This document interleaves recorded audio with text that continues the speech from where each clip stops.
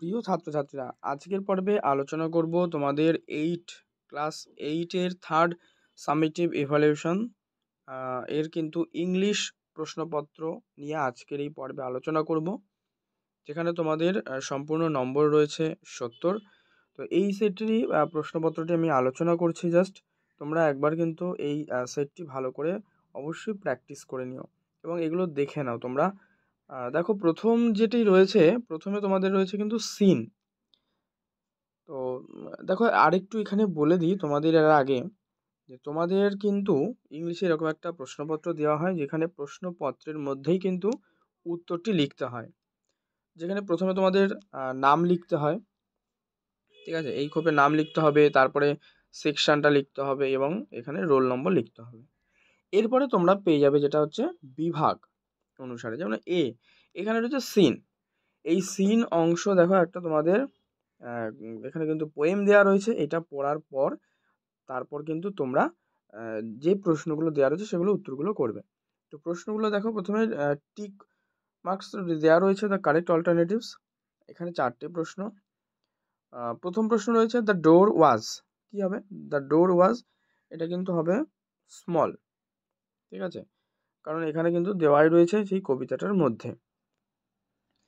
তো তোমরা এটা পড়ে নিও, যেহেতু আমি পড়ে নিয়েছি তাই উত্তরটা বলে দিলাম। 2 নম্বর হচ্ছে দ্য পোয়েট লগড, কি? টু লেফট অ্যান্ড রাইট, দেখবে এটাও রয়েছে 6 নম্বর লাইনে কবিতাটিরই।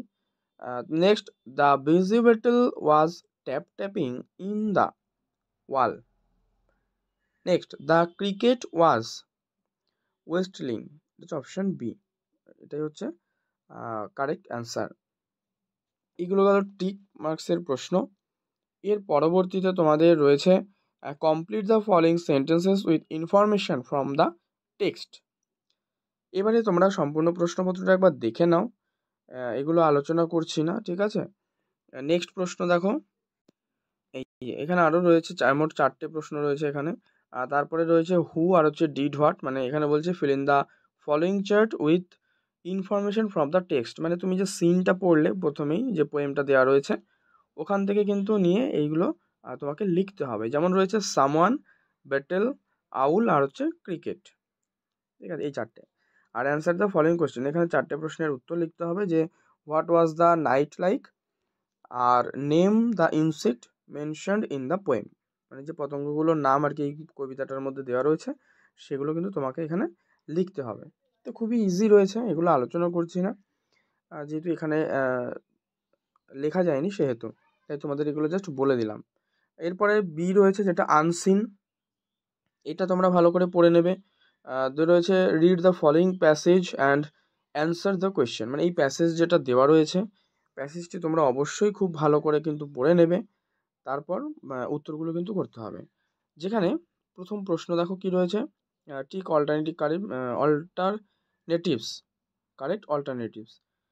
প্রশ্ন রয়েছে কি, অ্যাগনেস ফাদার ওয়াজ কি বলেছে, বিল্ডিং কন্ট্রাক্টর নাকি গভর্নমেন্ট এমপ্লয়ি নাকি ফার্মার? তো এক্ষেত্রে তোমরা এই যে উত্তরগুলো এখান থেকে কিন্তু দেখে নেবে, ঠিক আছে? এই যে প্রথমে এখানে দেওয়া রয়েছে, ওকে, এই যে ওয়াজ বিল্ডিং কন্ট্রাক্টর। নেক্সট প্রশ্ন দেখো, ওই যে মানে বি নম্বরে এখানে দেওয়া রয়েছে কিন্তু যে হার মাদার ওয়াজ, কি, যেটা একটু আগে ওখানে পাশাপাশি দেওয়া রয়েছে, ঠিক আছে? আচ্ছা, নেক্সট হচ্ছে from her childhood against to get interest in, she set sail for India in at the same time against learned. এগুলো রয়েছে, আমি আলোচনা করছি না, জাস্ট তোমরা একবার দেখে নাও। তবে এই সেটটা তোমরা ভালো করে একবার আগে নিজেরা প্র্যাকটিস করো, মক টেস্ট হিসেবে আগে নিজেরা দেখো, তারপর যদি কোনো প্রশ্ন আটকে যায় অবশ্যই কমেন্টে জানাবে। নেক্সট, এই পার্টটা রয়েছে, সি পার্টে রয়েছে হচ্ছে গ্রামার। এতে পেলাম সিন, বিতে আনসিন, সিতে হচ্ছে গ্রামার। এখানে রয়েছে গ্রামার বংশে দেখো কী কী, চেঞ্জ ইন্টু প্যাসিভ ভয়েস, তারপরে হচ্ছে fill in the blank with present perfect continuous tense of the given words, ঠিক আছে? এগুলো করতে হবে। নেক্সট হচ্ছে ইনডাইরেক্ট স্পিচে করতে হবে, এগুলো রয়েছে। এবং লাস্টে হচ্ছে ফ্রেজাল ভার্বস, কী রয়েছে, come out, carry on, keep on আর হচ্ছে কাম বাই। এই 4টেগুলো তুমি পাবে হচ্ছে 2 এই প্রশ্নগুলো। নেক্সট দেখো, এখানে আরও রয়েছে fill in the blanks with the correct form of the given verbs in the brackets, এমনি ব্র্যাকেটে যেগুলো দেওয়া আছে এগুলো তো ভার্ব ফর্মে এখানে কিন্তু লিখতে হবে 3টে। আর এখানে ডি রাইটিং রয়েছে 10 মার্কসের, যেটা রয়েছে কি write a letter to your friend inviting him to join a picnic, মানে পিকনিকে জয়েন হওয়ার জন্য তোমার বন্ধুকে একটা কিন্তু চিঠি লিখতে হবে, যার নম্বর হচ্ছে 10। আরেকটা পার্ট আছে দেখো, তো এই যে আরেকটা পার্ট রয়েছে write a paragraph on the use of mobile phones, মানে মোবাইল ফোনের যে কার্যকারিতা বা ব্যবহারিতা এটা সম্পর্কে লিখতে হবে। লিখতে পারো 100 ওয়ার্ডের মধ্যে, অথবা লিখতে পারো যে এই যে রাইট এ প্যারাগ্রাফ উইদিন 100 ওয়ার্ডস, বলছে on the preparation of mango pickle. ঠিক আছে, এই দুটোর উপরে যে কোনো একটা তোমায় করতে হবে 10 নম্বর। তো এই হচ্ছে সম্পূর্ণ প্রশ্নপত্র আমি আলোচনা করলাম।